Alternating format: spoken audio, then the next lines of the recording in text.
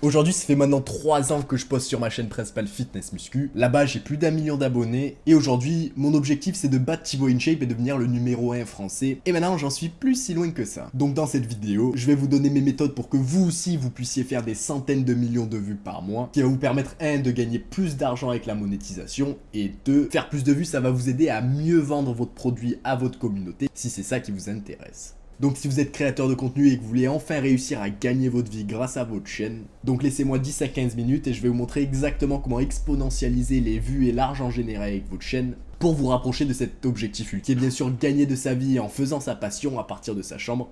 Et du coup, je pense que dans l'équation des réseaux, la première grosse question, on va commencer vraiment au début. Vous allez voir plus tard, on va rentrer beaucoup plus en détail sur l'exécution, etc. Mais je pense qu'on va commencer par le début et avec la première question. Pour gagner de l'argent sur YouTube rapidement, est-ce qu'il vaut mieux faire du format court ou du format long? Ceci dit, je vais prendre une seconde pour vous montrer déjà un peu, vous parler de ma chaîne. Ça, c'est ma chaîne principale, voilà. Aujourd'hui, on est à 1,2 ou je sais plus, 1,3 million d'abonnés. Au mois de décembre, j'ai même fait 40 millions de vues de plus que ce qui est écrit là sur le dashboard. J'étais à peu près à 230 millions. J'ai gagné plus de 100 000 abonnés en un mois, ce qui m'a permis de gagner plus de 15 000 € au mois de décembre. Alors je dis pas ça pour me vanter, je vous montre ça surtout pour vous prouver que mes méthodes sont bel et bien efficaces, puisque aujourd'hui sur les réseaux, on peut avoir n'importe qui donne des conseils. Ceci dit, dans 90% des cas, les mecs, ils en savent rien. Et donc voici la preuve que mes méthodes marchent, vu que je les ai appliquées moi-même sur ma chaîne, ce qui m'a permis de devenir le 4e créateur français en termes de vues faites sur les 28 derniers jours, ce qui est personnellement le paramètre que j'aime le plus, qui je trouve le plus représentatif. Ok, donc voilà, revenons à notre question problématique initiale. Est-ce qu'il vaut mieux faire du format court ou du format long?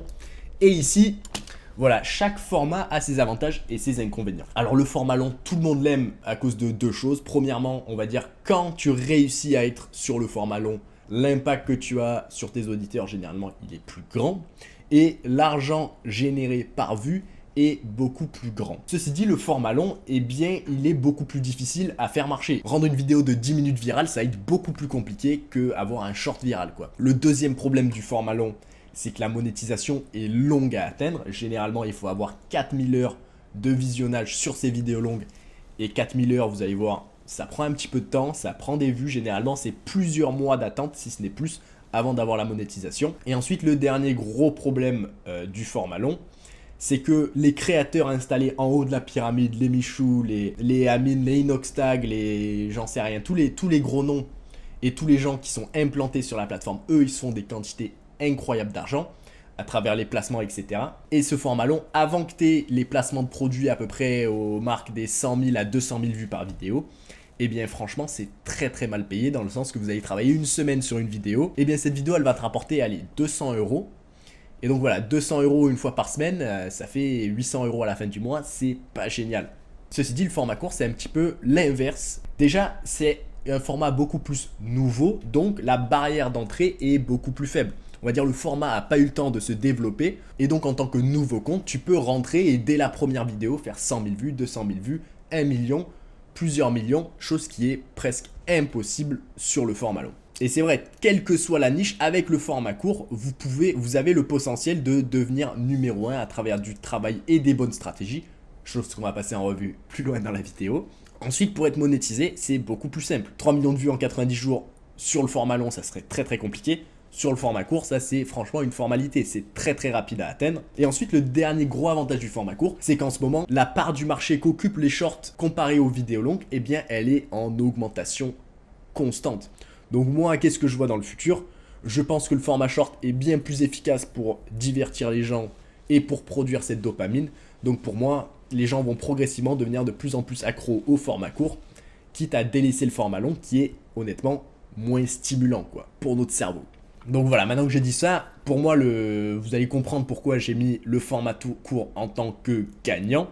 Vu que pour moi, c'est le format qui a le plus de potentiel dans le futur. Ceci dit, je sais qu'il y a des gens qui vont pas être d'accord avec ça du tout. Et pour faire du format court qui marche, eh bien, il y a ce que j'appelle l'ingrédient secret, qui est en gros essentiellement une petite recette de cuisine sur comment faire une vidéo correctement pour la rendre virale systématiquement. Et je vais vous expliquer exactement cette méthode juste après. Mais en gros, c'est la recette secrète, l'ingrédient secret, c'est l'exécution de la vidéo. Aujourd'hui, YouTube, c'est un système basé au mérite. Et c'est pour ça que, par exemple, même pour mes vidéos, aujourd'hui, il y a pas mal de gens qui essaient de, par exemple, reprendre certains sujets, etc. Et la majorité des mecs qui reprennent les sujets, leur vidéo marchera moins bien puisqu'elle a été exécutée moins bien. Ceci dit, si un jour, il y a un mec qui trouve les mêmes idées que moi et qui l'exécute mieux que moi, à ce moment-là, ce sera l'heure pour moi de prendre la retraite. Et l'exécution de la vidéo, ça c'est quelque chose où je pense que beaucoup de gens se trompent ou pensent que c'est quelque chose. En gros, 40% à peu près de l'exécution de vidéo, c'est l'écriture. Ça va être responsable pour 40%, on va dire, du résultat final. Ensuite, 30%, c'est le choix de sujet. 30% aussi, ça va être le timing, c'est-à-dire le timing des éléments. Ne vous inquiétez pas, je vais expliquer ça, ce que c'est un petit peu plus tard. Et ensuite, on a 10% le montage, puisque franchement, le montage, c'est la partie la moins importante dans la majorité des formats. Si vous êtes dans une niche qui fait purement des trucs After Effects, bon, là, le montage, ça va être plus important. Mais ici, pour la majorité des personnes, l'équation ressemble à ça. Et là, du coup, en voyant ça, que l'exécution de vidéo, c'est en gros une combinaison de 4 grands facteurs, il y en a plus, mais j'ai voulu faire quelque chose de simple. Eh bien, vous allez me dire comment faire chaque chose individuelle, comment écrire, comment choisir des bons sujets, comment avoir un bon timing, comment monter pour le format short. Et du coup, c'est pour ça que j'ai créé cette vidéo, puisque on va passer du coup à l'aspect un peu plus recette, où je vous ai en gros expliqué point par point sur comment rendre chacune de ces vidéos virales. Et du coup, je vais vous montrer comment moi, personnellement, je crée un short de A à Z. Et comme vous le voyez, les méthodes marchent pour moi, vu que, vous voyez, en 48 heures, j'ai fait 15 millions de vues ce jour-là. Donc 15 millions de vues en 48 heures, ça fait, je sais plus, 7 ou 8 millions de vues par jour. On va commencer, bien sûr, par le choix de sujet, d'accord? Ça, c'est la première étape dans la création de vidéos. Il faut d'abord commencer par choisir un sujet. Et en gros, ici, sur le choix du sujet, il y a plusieurs façons de le faire. Il y a plusieurs endroits pour trouver des idées. Certaines personnes vont sur Reddit, d'autres personnes regardent sur Twitter, d'autres personnes regardent sur des vidéos longues, d'autres des vidéos courtes. Honnêtement, les possibilités sont infinies sur où tu peux choisir des sujets. Et donc, pour le choix de sujet, la question à se poser, c'est est-ce que ce sujet créerait une bonne accroche et est-ce que ce sujet donnerait une vidéo, donnerait une fin impactante? C'est pour vous donner une image, c'est les 2 tranches de pain sur votre sandwich, quoi. Accroche et conclusion. S'il n'y a pas les tranches de pain, c'est pas un sandwich. Et si les tranches de pain sont avariées, tout le reste du sandwich est dégueulasse. Voilà. Et donc voilà, ceci dit, une fois que tu as trouvé un sujet qui préfère des bonnes tranches de pain, il faut maintenant écrire un script. C'est la suite logique de ce développement. Et déjà, on va commencer par l'accroche, qui est un milieu malgré tout où je pense que beaucoup de gens savent à peu près faire une accroche. Ceci dit, une accroche mal choisie, ça a la capacité de plomber ta vidéo.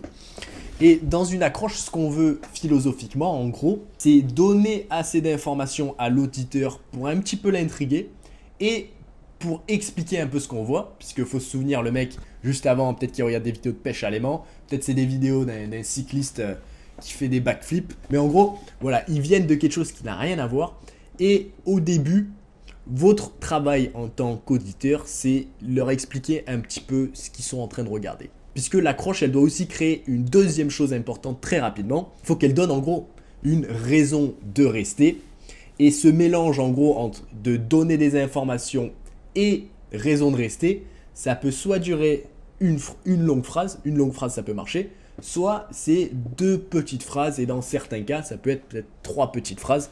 Mais en gros, faut donner ça, faut donner ces informations très très vite et cette raison de rester, faut qu'elle arrive relativement rapidement. Donc en pratique, ça ressemble à quoi? Eh bien, j'ai préparé exprès une vidéo où je fais exactement ça. Cet enfant de 4 ans était en train de visiter un musée. Ok. Cet enfant de 4 ans était en train de visiter un musée. Là, j'explique un minimum ce qui se passe. Sans faire exprès, il va casser un vase qui date de plus de 4000. Il va casser un vase qui date de plus de 4000 ans. Donc là, je donne un petit peu plus d'éléments et là, ça commence à intriguer. Ça, c'est les éléments un petit peu intrigants. Garçon dans le musée, pas intrigant. Casse un vase de plus de 4000 ans, intrigant. Et ensuite... Et il le savait pas à l'époque. Mais le vase qui venait de casser, il avait une valeur inestimable. Donc ici, là, j'accentue un petit peu plus sur cette problématique. Le vase, c'était pas n'importe quel vase, c'était un vase non seulement qui avait 4000 ans, mais il est de valeur inestimable.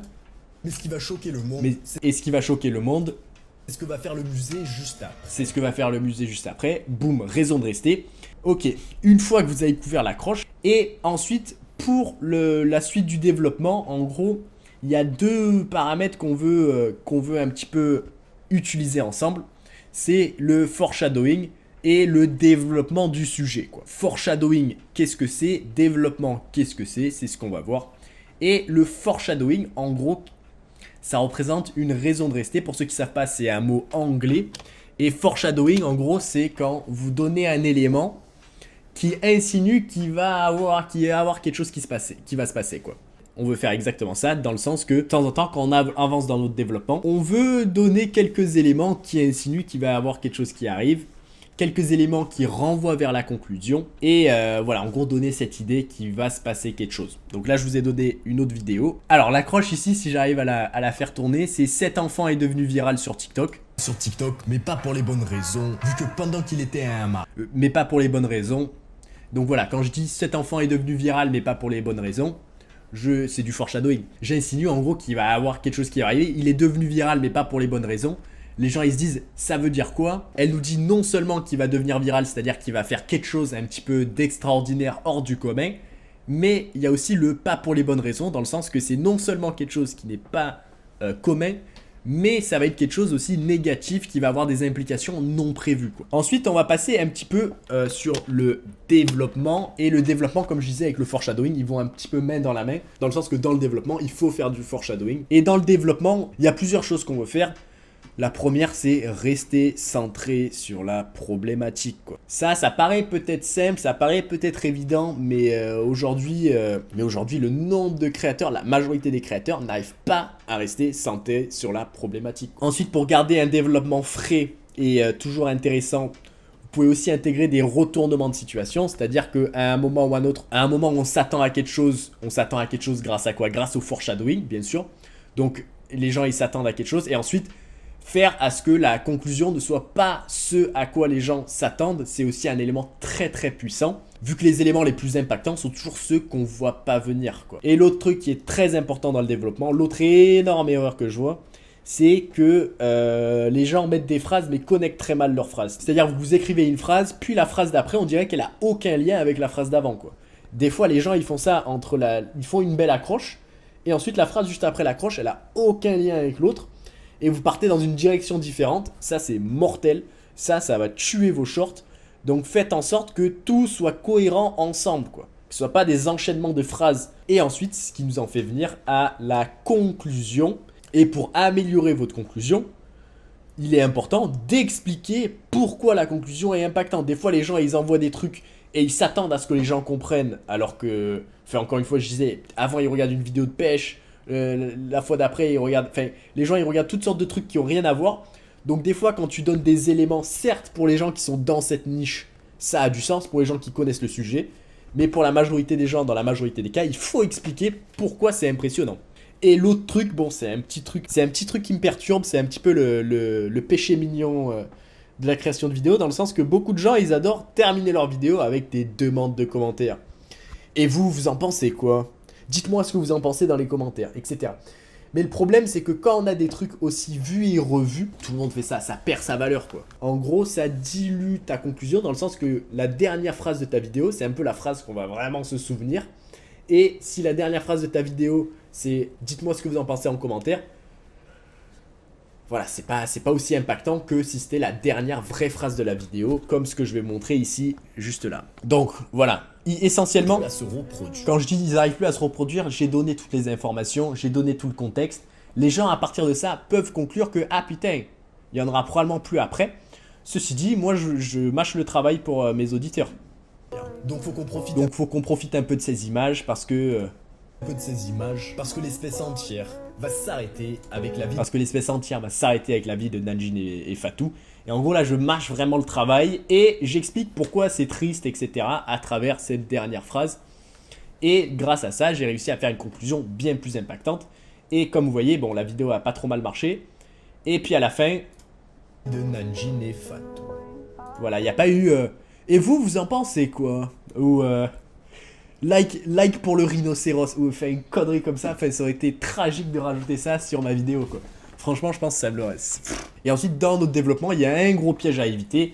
C'est trop étirer le sujet parce que tu veux arriver à la fameuse minute pour être monétisé sur TikTok. Et ça, en gros, quand tu prends un sujet qui n'était pas censé être une minute et que tu essaies de l'étendre à une minute, ça va causer des gros problèmes dans le développement, dans le sens que tu vas intégrer des éléments qui sont pas centrés sur la problématique. Et vu que tu as intégré des éléments qui sont pas centrés avec la problématique, tu vas avoir plus de mal à transitionner entre les éléments. Et donc en gros tu niques ton développement juste dans l'espoir d'avoir la monétisation de la minute, mais en ruinant ta vidéo, ta vidéo va crever dans l'algorithme quoi. Et donc ça vaut pas le coup. Et un dernier point très important, vraiment 30 secondes, juste pour vous montrer les résultats qu'ont moi et mes élèves. Les résultats sont vraiment fous hein, quand on regarde. Les résultats sont vraiment fous. On a un créateur qui est passé de 0 à 100K en quelques mois sur YouTube. D'autres ont triplé, voire quadruplé ou même fait x10 sur leur vue en l'espace de quelques semaines. Et du coup vous pouvez regarder tout ça dans le premier lien en description et réserver une session de coaching totalement gratuitement.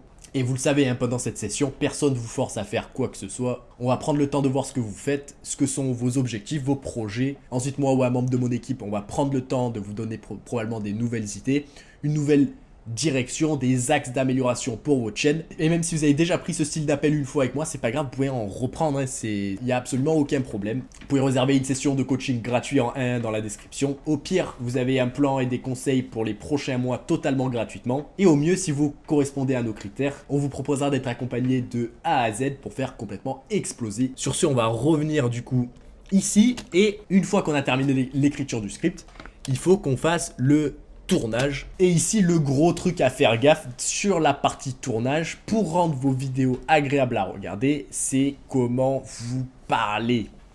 Très très important, le truc le plus sous-coté sur le format short, je pense que c'est savoir parler de façon agréable, c'est probablement le truc le plus puissant sur YouTube, que ce soit format long, format court, tout. Façon de parler, c'est très important.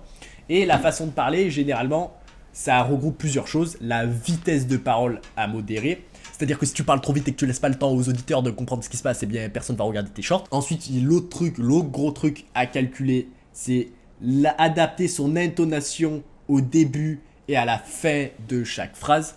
Sur certaines phrases, vous voulez garder l'intensité montante comme ce que je fais juste ici pour insinuer qu'il va avoir une suite. Ceci dit, sur certaines d'autres phrases, vous voulez avoir une intensité descendante pour montrer que c'est la fin complète de votre idée. Et l'autre gros truc aussi, c'est le timing des phrases. Donc ça va être un petit peu plus au montage. Mais en gros, l'espacement entre les phrases, c'est un truc giga important. Moi, le nombre de vidéos que je regarde sur le format short où la vidéo est probablement très bonne, mais vu que entre chaque phrase, il y a genre une pause de une demi-seconde où il n'y a rien, une sorte de vide auditif, eh bien ces vidéos flop juste parce que ils ont merdé le timing des phrases, quoi. Franchement, c'est ballot. Et pour finir, on a l'aspect montage vidéo. Et ici, c'est 10% de la vidéo. C'est probablement la partie la plus simple pour la majorité des niches. La partie purement montage, vu qu'il n'y a pas grand chose à faire, quoi. Vous pouvez faire des animations flashy, vous pouvez ajouter plein de trucs. Mais ce que je suis en train de dire ici, c'est que c'est pas nécessaire. C'est pas nécessaire et généralement, le gain gagné par l'animation flashy ne vaut pas le temps investi pour faire l'animation flashy. Je sais pas si vous voyez ce que je veux dire. Coupe, simple, c'est parfait. Et ensuite, il faut juste les placer de façon intelligente. Et dernier truc, pas d'effet de kéké inutile. Vous pouvez rajouter des effets de kéké si vous aimez bien, mais comprenez bien que c'est parce que vous aimez bien, quoi. C'est pas purement pour les vidéos. Et généralement, ce que je veux que vous tirez là de cette dernière partie montage vidéo, c'est que pour devenir viral, pas besoin d'être un monstre sur les logiciels de montage. Franchement, au contraire, moi avant, je passais plus de temps sur le montage, j'ajoutais plus d'effets. Et depuis, j'ai réduit le nombre d'effets et mes vidéos aujourd'hui marchent mieux. Pas parce que les effets rendent des vidéos moches, mais simplement parce que c'était pas nécessaire, quoi. Je me concentrais sur les mauvais trucs. Donc voilà, j'espère que ce graphique là qui m'a pris pas mal de temps vous aide un petit peu à mieux comprendre. Si vous avez aimé et que vous voulez continuer des conseils brutalement honnêtes sur la création de vidéos, ce qu'il n'y a franchement pas beaucoup ici, en particulier en France, bien n'hésitez pas à liker la vidéo, abonnez-vous, lâchez un com, franchement ça aide un petit peu pour le référencement, tout ça. Donc voilà, j'espère que ça vous a plu et sur ce, à la prochaine.